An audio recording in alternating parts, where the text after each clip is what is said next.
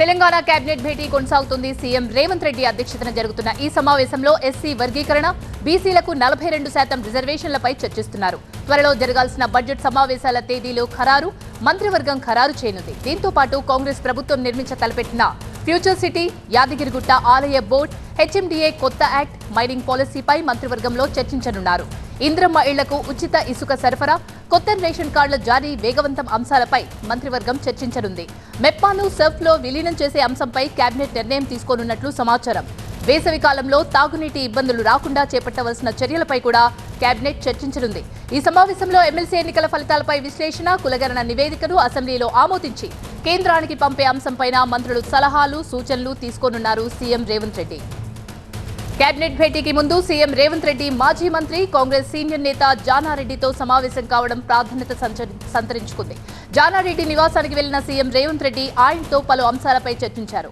MLC ఎన్నికల ఫలితాలు, ఢిల్లీ పర్యటన నేపథ్యంలో జానారెడ్డితో రేవంత్ సమావేశంపై ఆసక్తి నెలకొంది. ఎమ్మెల్యే కోట, ఎమ్మెల్సీ అభ్యర్థులను ఎంపిక చేసే విషయంపై బుధవారం రాష్ట్ర కాంగ్రెస్ పార్టీ కీలక భేటీ జరిగింది. సీఎం రేవంత్ నివాసంలో జరిగిన ఈ సమావేశంలో రాష్ట్ర పార్టీ వ్యవహారాల incharge Meenakshi Natarajan, TPCC chief Mahesh Kumar Goud, ఉప ముఖ్యమంత్రి భట్టి, మంత్రి ఉత్తమ్ కుమార్ రెడ్డి పాల్గొన్నారు. దాదాపు 2 గంటల పాటు సమావేశమై ఎమ్మెల్సీ అభ్యర్థుల ఎంపికలో పాటించాల్సిన మార్గదర్శకాలపై చర్చించారు. ఏ సామాజిక వర్గానికి, ఏ జిల్లాకు పదవులు ఇవ్వాలి, ఎమ్మెల్సీ పదవుల కోసం ఎవరి పేర్లను పరిగణలోకి తీసుకోవాలి అన్న అంశంపై ఈ భేటీలో నేతలు ఓ అభిప్రాయానికి వచ్చినట్టు సమాచారం. జానారెడ్డితో జరిగిన సమావేశంలో సీఎం రేవంత్ రెడ్డి ఈ అంశంపైన కీలకంగా చర్చించినట్టు తెలుస్తోంది.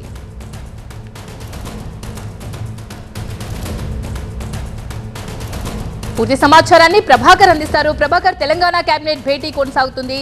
ముఖ్యంగా ఏ అంశాలపై ప్రధానంగా చర్చ జరుగుతోంది? జానారెడ్డితో సమావేశం కీలకంగా మారింది. ఆ సమావేశంలో ఏ అంశాలు ప్రస్తావించారు?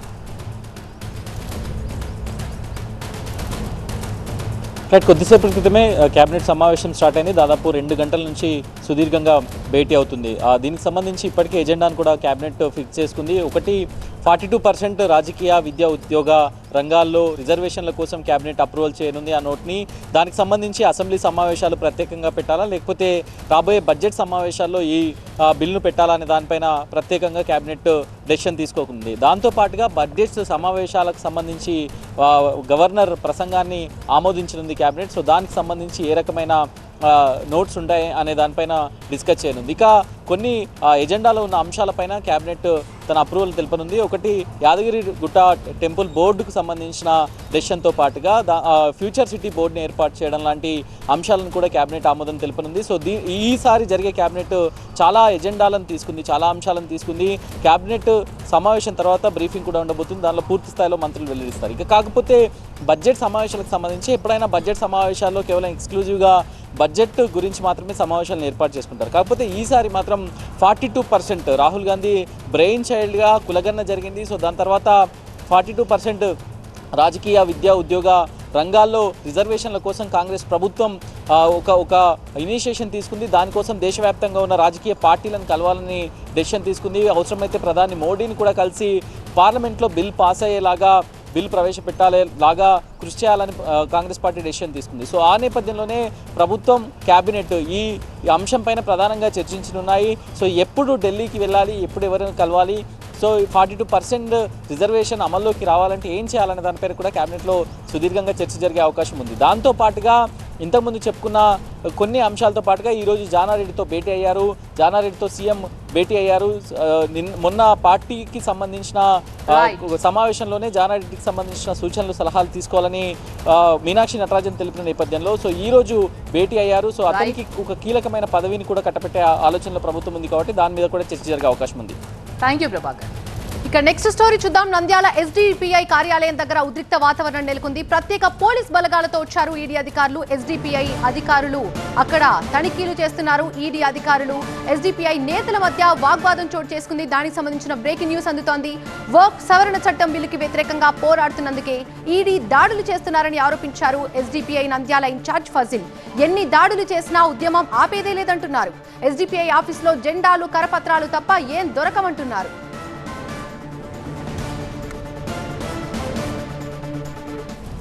పూర్తి డీటెయిల్స్ మా సీనియర్ కరెస్పాండెంట్ నాగిరెడ్డి అందిస్తారు. నాగిరెడ్డి, నంద్యాల ఎస్డిపిఐ కార్యాలయం దగ్గర ప్రస్తుతం పరిస్థితి ఏ విధంగా ఉంది? ఈడీ అధికారుల దాడులకు సంబంధించి పూర్తి అప్డేట్స్ ఏంటి?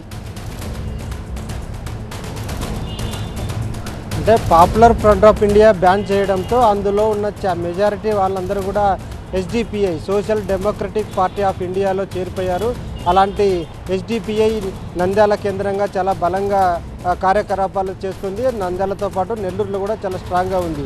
నంద్యాలలో state vice president Ataullah Khan ఉన్నారు. ఆయనతో పాటు చాలామంది నేతలపై చాలా గురి ఉన్నట్లుగా తెలుస్తుంది. ఇందులో భాగంగానే ఈరోజు ఎన్ఫోర్స్మెంట్ డైరెక్టరేట్ అధికారులు ఉన్నట్టుండి ఈరోజు ఉదయాన్నే 3 ఇన్నోవా కార్లలో కేంద్ర బలగాలతో నంద్యాలకు చేరుకున్నారు. నంద్యాల ఫరూక్ నగర్లోని ఎస్డిపిఐ కార్యాలయంలోకి నేరుగా వెళ్ళే ప్రయత్నం చేశారు. అయితే అప్పటికే చాలామంది అక్కడ గుడికూడిన చాలామంది ముస్లిం నేతలు గుమికూడి ఈడీ ఎన్ఫోర్స్మెంట్ అధికారులను అడ్డుకునే ప్రయత్నం చేశారు. ఈ నేపథ్యంలో ఈడీ అధికారులకు స్థానిక ముస్లిం నేతలకు పెద్ద ఎత్తున వాగ్వాదం జరిగింది. ఒకానొక పరిస్థితుల్లో ఉద్రిక్త వాతావరణం కూడా నెలకొన్న పరిస్థితి కనిపించింది.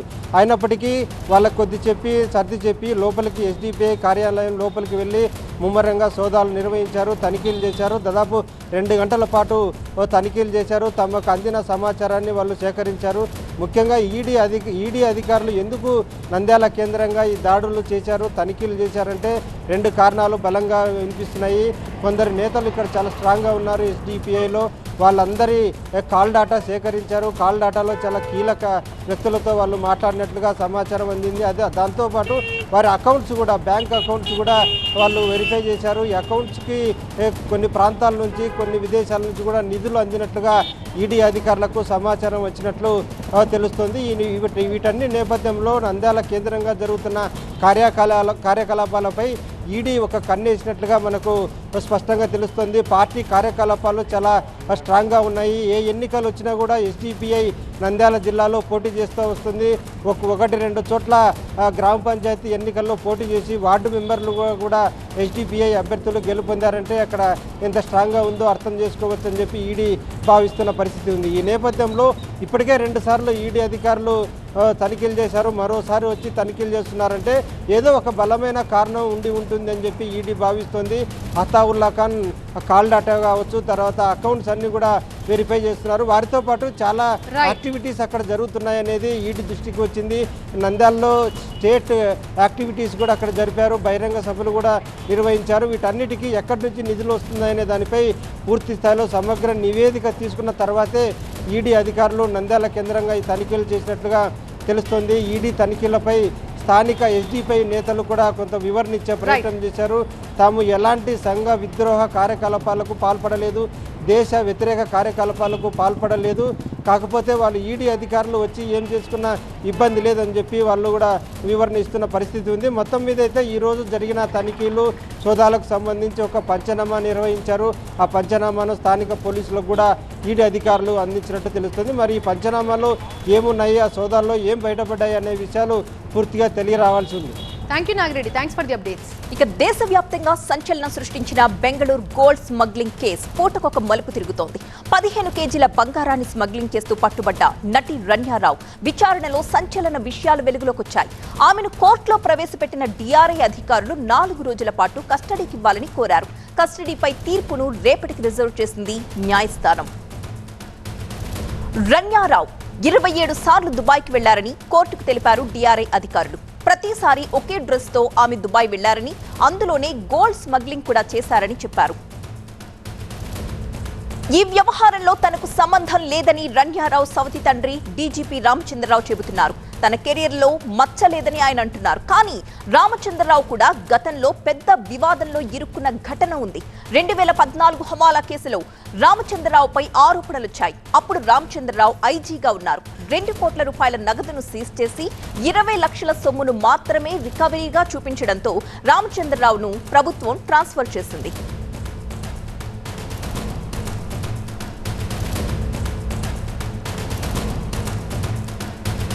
పూర్తి సమాచారం బెంగళూరు నుంచి మా ప్రతినిధి శివరాజ్ అందిస్తారు. శివరాజ్, శాండల్వుడ్ నటి రన్యారావు ఇప్పుడు అరెస్ట్ అయింది. ఇది ఇప్పుడు కర్ణాటకలో భారీ సంచలనం సృష్టించింది. ఎందుకంటే శాండల్వుడ్లో ఇప్పుడు ఈమె మాణిక్య అనే సినిమా దాటి సినిమా ఇండస్ట్రీకి వచ్చింది. తర్వాత ఇప్పుడు ఆమె స్మగ్లింగ్లో దొరికిపోయింది. ఎలాగంటే దుబాయ్కు గతం 15 రోజుల్లో 4 సార్లు వెళ్ళొచ్చింది. ఎందుకంటే ఈమె అక్కడి నుంచి కొంచెము బంగారాన్ని తెచ్చి స్మగ్లింగ్ చేస్తుందన్న ఆరోపణ ఉంది. అందుకని ఇప్పుడు పోలీసులు కూడా అరెస్ట్ చేయబడినారు. ఇలాగే ఈమె ఇంతకు ముందు ఎలా చేస్తూ ఉండేది, ఎంత బంగారాన్ని ఇలాగే తెచ్చింది అనేది కూడా ఇప్పుడు ఎంక్వైరీ కూడా చేస్తూ ఉన్నారు. దాదాపు 14 కేజీల బంగారాన్ని ఆమె స్మగ్లింగ్ ద్వారా తీసుకుని వచ్చింది. దేవనహళ్లి అంతర్రాష్ట్రీయ ఎయిర్పోర్ట్ ఏముంది, అక్కడ వచ్చిన తర్వాత డిఆర్ఐ ఆఫీసర్లు ఆమె పైన అనుమానంతో ఆమె పైన అరెస్ట్ చేశారు. అప్పుడే ఆమెను కంప్లీట్ గతం ఏమేమి చేసింది, స్మగ్లింగ్ ఎలా చేసింది అనేది ఇప్పుడు తెలిసిపోయింది. ఎందుకంటే ఈమె వెనక ఎవరున్నారు అనేది కూడా ఇప్పుడు అందరూ కూడా ప్రశ్నిస్తున్నారు. ఆమె డీజీపీ రామచంద్రరావు కూతురు అని చెప్తున్న కారణంగా వాళ్ళ సపోర్ట్ ఏమైనా ఉంది అనేది కూడా ఎంక్వైరీలో తెలుస్తూ ఉండేది. వచ్చినప్పుడు ఆమెకి 50 లక్షల వరకు, దాదాపు 50 లక్షల వరకు డబ్బులు కమిషన్గా ఇస్తూ ఉన్నారు అనేది కూడా ఇప్పుడు విచారణలో తెలిసిపడుతూ ఉండేది. ఇంకా ముందుగా ఇవెవరు ఈమె అనుకున్నారు. ఎందుకంటే దుబాయ్ నుంచి వచ్చేప్పుడు కస్టమ్స్ ఆఫీసర్స్ ఎందుకు చెక్ చేయలేదు, ఒక కానిస్టేబుల్ వచ్చి ప్రతిసారి ఈమె డీజీపీ ఆఫీసర్ కూతురు అనేసి ఎందుకు తీసుకువచ్చారు, ఇవన్నీ కూడా ఎంక్వైరీ చేస్తున్నారు. దీని వెనుక ఇవెవరు ఉన్నారు, పెద్దలంతా ఉన్నారు అంటూ ఉండరు. రాజకీయ నేతలు కూడా ఈమెకి సపోర్ట్ ఉండే అంటూ ఉండరు. ఇవన్నీ గురించి ఇప్పుడు ఎంక్వైరీలో తేలాలి. సద్యానికి ఈమె అరెస్ట్లో ఉండేది. Right, thank you Shivaraj. SLBC tunnel rescue operation లో ప్లాన్ డి అమలు చేస్తున్నారు అధికారులు. 13 రోజులుగా సహాయక చర్యలు నిర్వహిస్తున్న 8 మంది ఆచూకీ లభించకపోవడంతో రెస్క్యూ టీమ్స్ ప్లాన్ డి-తో రంగంలోకి దిగారు. కేరళ నుండి తీసుకొచ్చిన 2 కాడవర్ డాగ్స్ ను టన్నల్లోకి తీసుకువెళ్లి కార్మికుల జాడ గుర్తించేందుకు రెస్క్యూ బృందాలు ప్రయత్నిస్తున్నాయి. ఎన్డీఆర్ఎఫ్ విజ్ఞప్తితో కేరళ ప్రభుత్వం 2 కాడవర్ డాగ్స్ ను శ్రీశైలం టన్నల్ ప్రాంతానికి పంపింది. దీంతో టనల్ దగ్గరకు చేరుకున్న డాగ్ స్క్వాడ్స్ ను లోపలికి తీసుకువెళ్లి కార్మికుల జాడ కోసం సెర్చ్ ఆపరేషన్ నిర్వహించనున్నారు. వాసనల్ని పసిగట్టడంలో ఈ డాగ్స్ కు ప్రత్యేక స్థానం ఉంది. మృతదేహాలను గుర్తించడంలో కూడా స్పెషల్ ట్రైనింగ్ పొందాయి. కేరళలోని వాయనాడ్లో వరదలు ముంచెత్తిన సమయంలో శిథిలాల కింద చిక్కుకున్న అనేక మందిని ఈ డాగ్స్ ఐడెంటిఫై చేశాయి. ఈ క్రమంలోనే ఎస్ఎల్బీసీ రెస్క్యూ ఆపరేషన్ లో కేరళకు చెందిన కాడవర్ డాగ్స్ ను వినియోగిస్తున్నారు. ఎస్ఎల్బీసీ టనల్లో రెస్క్యూ ఆపరేషన్ 13 రోజుల నుండి నాన్ స్టాప్ గా కొనసాగుతోంది. రాడార్ డేటా ఆధారంగా 8 ప్రాంతాలను గుర్తించిన రెస్క్యూ టీమ్స్ ఆయా ప్రదేశాల్లో తవ్వకాలు సాగిస్తున్నాయి. ఇప్పటికే 4 చోట్ల తవ్వకాలు పూర్తి కాగా మిగతా 4 ప్రాంతాల్లో కూడా డ్రిల్లింగ్ కొనసాగుతోంది. అయితే తవ్వే కొద్దీ నీరు పెద్ద ఎత్తున ఉబికి వస్తూ ఉండడంతో భారీ మోటార్స్ తో డీవాటరింగ్ సిస్టమ్ ద్వారా నీటిని బయటకు పంపుతున్నారు. టనల్ బోరింగ్ మిషన్ పైన కూడా బురద భారీగా పేరుకుపోవడంతో దాన్ని తొలగించేందుకు రెస్క్యూ టీమ్స్ తీవ్రంగా శ్రమిస్తున్నాయి. ఫైర్ జెట్స్, వాటర్ పంప్స్ తో బురదను తొలగిస్తూ చివరి డెస్టినేషన్ పాయింట్ వరకు చేరుకునేందుకు ప్రయత్నిస్తున్నాయి. మరోవైపు ఎస్ఎల్బీసీ టనల్లో కన్వేయర్ బెల్ట్ మరమ్మతు పనులు శరవేగంగా కొనసాగుతున్నాయి. టనల్లో 14వ కిలోమీటర్ దగ్గర ప్రమాదం జరగగా 13.5 కిలోమీటర్ల వరకు కన్వేయర్ బెల్ట్ పనిచేస్తోంది. మరో 1/2 కిలోమీటర్ వరకు కన్వేయర్ బెల్ట్ పునరుద్ధరణకు అధికారులు ప్రయత్నిస్తున్నారు. 14వ కిలోమీటర్ వరకు కన్వేయర్ బెల్ట్ పనిచేస్తే రెస్క్యూ ఆపరేషన్ మరింత స్పీడప్ కానుంది. కన్వేయర్ బెల్ట్ ద్వారా గంటకు 800 టన్నుల మట్టిని బయటకు పంపే ఛాన్స్ ఉంటుంది. సీనియర్ కరెస్పాండెంట్ వాసు లైవ్ లోనే సిద్ధంగా ఉన్నారు. మరిన్ని డీటెయిల్స్ తెలుసుకుందాం. సో వాసు, ఇవాళ రెస్క్యూ ఆపరేషన్ ఎక్కడి దాకా వచ్చింది, అలాగే కాడవర్ డాగ్స్ తో ఏమైనా రిజల్ట్ కనిపిస్తోందా? 13వ రోజు రెస్క్యూ ఆపరేషన్ కొనసాగుతుంది. ఇటు కేరళ నుంచి K9 డాగ్ స్క్వాడ్ బృందాలు 2 ఇక్కడ టన్నల్ ప్రాంతానికి చేరుకున్నాయి, కానీ లోపలికి అయితే వెళ్ళలేదు. సో ఈ డాగ్ స్క్వాడ్ బృందాల ప్రత్యేకత ఏంటంటే ఇటు పూర్తి స్థాయిలో బురద మట్టిలో కూరుకుపోయిన చిక్కున్న వారిని గుర్తించడం, అలాగే మృతదేహాలను వాసన పసిగట్టి ఏ ప్రాంతంలో వీళ్ళు చిక్కుకున్నారు, ఏ ప్రాంతంలో మృతదేహాలు ఉన్నాయని ఐడెంటిఫై చేస్తాయి ఈ డాగ్ స్క్వాడ్లు. ఈ నేపథ్యంలోనే అక్కడి నుంచి ప్రత్యేకంగా ఈ 2 డాగ్ స్క్వాడ్ని ప్రత్యేకంగా ఇటు నేవీ, ఆర్మీకి సంబంధించిన హెలికాప్టర్లో ఇక్కడికి తీసుకొచ్చిన పరిస్థితి నెలకొంది. ఈ నేపథ్యంలోనే ఇటు కొద్దిసేపట్లో ఎవరైతే ఆ డాగ్ స్క్వాడ్కి సంబంధించిన ట్రైనర్స్ అందరూ కూడా ఇక్కడ చేరుకొని వాళ్ళు లోకో ట్రైన్ ద్వారా లోపలికి వెళ్ళారు. వాళ్ళతో పాటు కీర్తి ప్రతాప్ సింగ్, ఇటు ministry of home affairs national disaster management advisor, so ఆయన కూడా ఇక్కడ చేరుకున్నారు. ఇక్కడ ఉన్న పరిస్థితులు మొత్తం కూడా వీళ్ళిద్దరికి ఇక్కడ ఉన్న ఎన్డీఆర్ఎఫ్ కావచ్చు, రెస్క్యూ ఆపరేషన్ సిబ్బంది అంతా కూడా వివరించారు. అయితే ఇటు డాగ్స్ని లోపలికి తీసుకెళ్లే ముందు లోపల సిచ్యువేషన్ ఏ విధంగా ఉంది తెలుసుకునేందుకు ఆ డాగ్ ట్రైనర్స్ వీళ్ళందరూ కూడా లోకో ట్రైన్ ద్వారా లోపలికి వెళ్ళారు. మరి ఇంకొక 1 or 2 అవర్స్లో వాళ్ళు బయటకు వచ్చే అవకాశం ఉంది. అక్కడ సిచ్యువేషన్ బట్టి రేపు ఉదయం ఈ డాగ్స్ని లోపలికి తీసుకెళ్లే అవకాశం ఉందంటూ కూడా మనకి ఇక్కడ స్పష్టంగా వాళ్ళు తెలిపిన పరిస్థితులకు ఉంది. మరోపక్క కన్వేర్ బెల్ట్, ఈ కన్వేర్ బెల్ట్కి సంబంధించి ఈరోజు మధ్యాహ్నం వరకు కూడా 12 కిలోమీటర్ల వరకు మాత్రమే ఈ కన్వేర్ బెల్ట్ అందుబాటులో ఉంది. సో ఇప్పటి నుంచి 13.5 కిలోమీటర్ వరకు ఈ కన్వేర్ బెల్ట్ రీస్టార్ట్ చేశారు. కొద్దిసేపటి నుంచే అంటే ఈ బురద మట్టి అంతా కూడా బయటికి తరలించేందుకు అధికారులు ప్రణాళికలు రచిస్తున్న పరిస్థితులకు ఉంది. అయితే ఒకసారి బురద మట్టిని బయటికి తొలగిస్తున్న నేపథ్యంలో దాదాపు ఈ కన్వేర్ బెల్ట్ ద్వారా 1 గంటకి 800 టన్నుల మట్టి బురదనైతే బయటికి పంపింగ్ చేసే అవకాశం కనిపిస్తుంది. మరోపక్క ఈ జీపీఆర్ లొకేషన్స్ ఏదైతే ఇచ్చిందో 8 స్పాట్స్ ఇచ్చారో ఆ 8 స్పాట్స్లో ఇప్పటికే 4 స్పాట్స్లో తవ్వకాలు పూర్తి చేశారు. అక్కడ ఈ టన్నల్ బోరింగ్ మిషన్కి సంబంధించిన విడిభాగాలు మాత్రమే అక్కడ అధికారులు గుర్తించారు. మరొక 4 స్పాట్స్లో అక్కడ తవ్వకాలు జరుపుతున్నారు. అక్కడ ఊట నీరు ఎక్కువగా ఉబికి వస్తున్న నేపథ్యంలో డీవాటరింగ్ సిస్టమ్ ద్వారా ఆ వాటర్ అంతా కూడా బయటికి పంపించేస్తున్న పరిస్థితి నెలకొంది. పూర్తి స్థాయిలో ఇటు ఈ రెస్క్యూ ఆపరేషన్ అయితే కొనసాగుతున్న పరిస్థితి నెలకొంది. దాదాపు డే బై డే అంటే ఎదుర్కొంటున్న సవాల్ని ప్రతిరోజు కూడా అధిగమించి ఈ రెస్క్యూ ఆపరేషన్లో చిక్కున్న వాళ్ళని బయటికి తీసుకొచ్చేందుకు పూర్తిగా రెస్క్యూ ఆపరేషన్ అయితే కొనసాగుతున్న పరిస్థితి నెలకొంది. అంటే ఇప్పుడు లోపల ఇంతకాలం కూడా అంటే ఈ 13 రోజులు మాన్యువల్గా తవ్వకాలు జరిపారు. సో ఈ రేపటి నుంచి మిషనరీ ద్వారా తవ్వకాలు జరిపేందుకు ప్రణాళికలు రచిస్తున్నారు. ఎందుకంటే ఈ కన్వేర్ బెల్ట్కి సంబంధించి పూర్తిస్థాయిలో అందుబాటులోకి వచ్చింది.